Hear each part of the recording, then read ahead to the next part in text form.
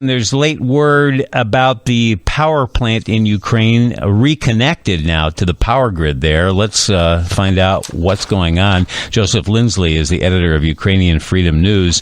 Joseph, what are you hearing about that nuclear power plant and the power grid? Yeah, Bob, good afternoon to you. And yeah, we're speaking of the Zaporizhzhia nuclear power plant, which is the largest nuclear power plant in Europe. The Russians have occupied it for months. And yesterday, for the first time in the plant's history, it was taken off the power grid. And it seems that the Russians are trying to disconnect it from Ukraine's power grid, which they achieved yesterday, and then connect it to their power grid to get energy for occupied territory of Crimea.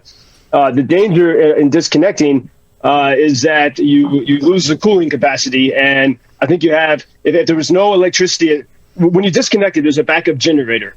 And if that fails, then you have 90 minutes before meltdown begins, before we have another Chernobyl. And this plant is very safe. It's Ukrainians learned lessons from the Soviet times in Chernobyl, and it's run and staffed by Ukrainians that have been basically held hostage, since March. But today, just maybe about an hour ago, we got word that the plant is now once again reconnected to the Ukrainian power grid. So it's actually even though the Russians control it, it's supplying energy to Ukraine. And the International Atomic Energy Agency they're hoping to visit next week to inspect it, but it's proving quite difficult. And the Russians continue to shell from the vicinity of the plant. They're shelling across the river to Ukrainian-held territory, including that city of Nikopol, which gets hit almost every single day. I don't know if I understand Putin's goal here concerning that nuclear power plant, because, on the one hand, I'm sure they're aware in Russia that all of Europe is concerned and would be up in arms if something catastrophic happened there. So what do you think the strategy is? Yeah, well, and strangely, there was today it was revealed there were satellite images from Ukrainian Independence Day, August 24th, showing fires on the territory of the nuclear plant. So maybe they have been trying to prepare something. If you were to create some kind of meltdown situation, you can't. I mean, you can control the weather a little bit, as, for example, Beijing did during the Olympics. I think the Russians did that during Sochi. But it's a huge risk to determine which way the wind would blow any fallout. And so it seems to be complete madness and recklessness. We've seen this type of recklessness with the way Russians attack civilians. And I think sometimes the international organizations, say, like, oh, this is the line that can't be crossed. But the line was already crossed with the attack upon civilians in Bucha and Irpin, the barbaric scenes we saw from the very beginning of the war. I think Ukrainians would say, like, anyone that would do that, anything, they're capable of anything. I think strategically, because I don't think, the Kremlin, it's so hard to know, Bob, but I don't think that they're stupid. And I think strategically they know that holding this nuclear plant and every once in a while having some incident near there, the world is at their beck and call. Mm-hmm. Russia's sort of in charge. And even this idea of the International Nuclear Agency going to inspect, they're going to inspect it on Russia's terms. It's almost acknowledging that Russia, yes, now controls this Ukrainian land. And I think that's sort of the game that Russia is playing. In your reports, Joseph, you have put the spotlight on that wonderful Ukraine culture. And I don't know if you know this or not, but here in Chicago, the Kyiv City Ballet of Ukraine is coming to our town. First time ever. They're going to be at the Auditorium Theater in September.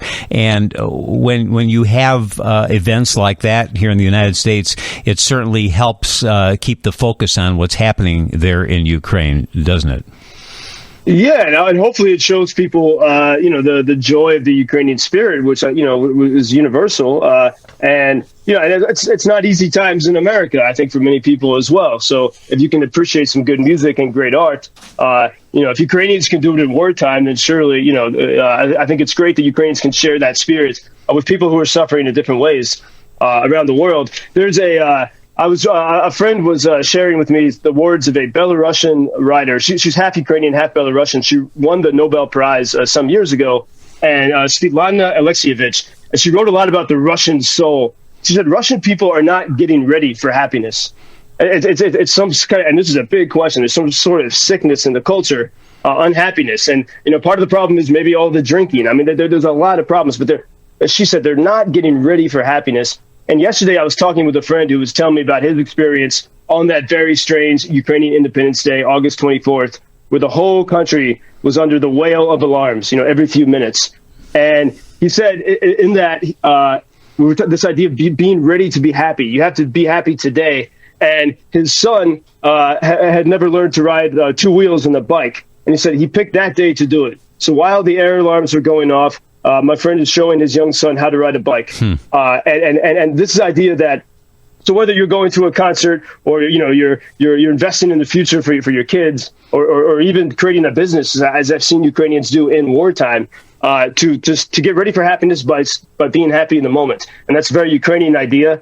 And hopefully with that performance, they bring that spirit to Chicago. I'm sure they will. Joseph, because of you, I'm very sleepy this morning because I went to the On Demand last night, watched that Showtime series, The Loudest Voice, again, about the history of Fox News and Roger Ailes, because I know you're depicted there. Now, I made it through two parts. I didn't see you yet. When do you appear in that? I forgot how long that was. Russell Crowe is unbelievable in that.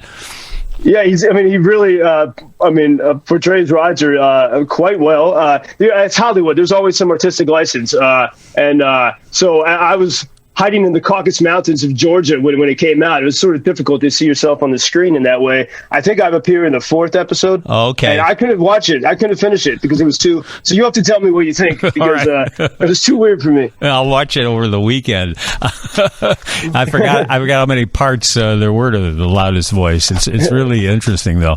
Joseph, I hope you have a peaceful weekend. We'll talk Monday. Yeah, and Bob, I'll be traveling next week, so I'll tell you where I am when I get to those places. And right now, in the Corona times, you pack a mask for travel, and now we just have to pack a bulletproof vest and helmets. It's a different time, but I'll be speaking to you from across the country next week. Safe travels. Thank you, Bob. Thank you.